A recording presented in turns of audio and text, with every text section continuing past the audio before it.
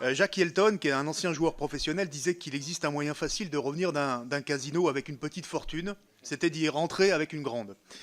C'est ce que vous apprêtez à faire, monsieur le ministre, en privatisant ce qu'il faut bien appeler un joyau national.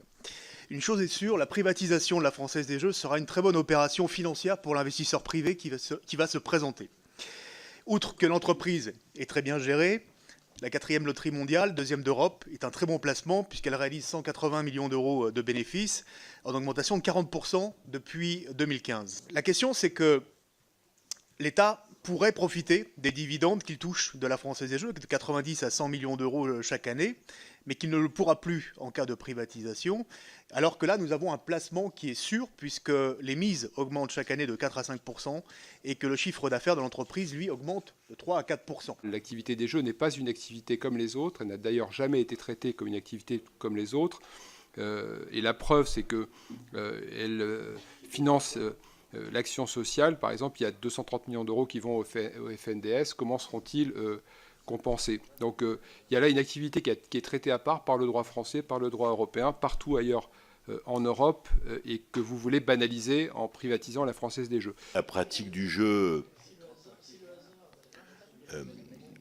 c'est d'une certaine manière l'opium du peuple, l'exploitation de la misère du monde. Et le fait que ce soit jusqu'à présent garanti par l'État, au plan éthique, et puis surtout sur l'utilisation des recettes générées, nous permettait au moins d'avoir la contrepartie d'une utilisation d'intérêt général de cette exploitation de la misère du monde. Tout est privé dans le jeu. Les 202 casinos, y compris les 2 de Dieppe, les 2 PMU privés et les jeux en ligne privés. Donc il ne reste plus que la Française des Jeux qui est publique. Donc, eh bien, alors, moi, je demande à mes collègues d'être cohérents. Soit on nationalise tout, c'est cohérent, soit on privatise tout. Bah, ça me paraît plus logique de tout privatiser. Ça, Merci, monsieur de Courson, pour cette intervention limpide. Le principal problème que pose la privatisation de la Française des Jeux, c'est un problème de santé publique.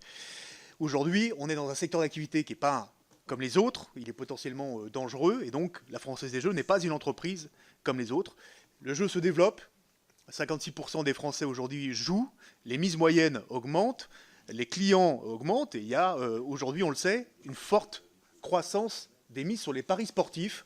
Ma question est que, est-ce qu'un actionnaire privé aujourd'hui qui entrerait dans le capital à la Française des Jeux, est-ce qu'il ne sera pas tenté de maximiser sa rentabilité et ses dividendes en menant une politique commerciale agressive, une politique expansive comme on l'appelle, c'est-à-dire en allant vers des jeux plus addictifs parce qu'ils sont les plus lucratifs? Moi j'estime que ce n'est pas le rôle de l'État, une fois encore, de s'occuper de jeux, c'est son rôle de réguler et de lutter contre l'addiction aux jeux. Je reprends le raisonnement que j'ai depuis le début de cette deuxième lecture. Nous sommes ici pour améliorer le texte. Je vois qu'il reste des inquiétudes, notamment sur le contrôle de l'addiction des jeunes. Certains estiment, notamment M. Blanchet, qu'il faudra aller plus loin sur le contrôle de cette addiction des jeunes et renforcer les dispositifs. Nous le verrons dans le cours de la lecture et d'examen du texte. Moi, je suis ouvert à ce que nous renforcions les dispositifs de régulation pour garantir que nous luttons bien contre l'addiction aux jeux.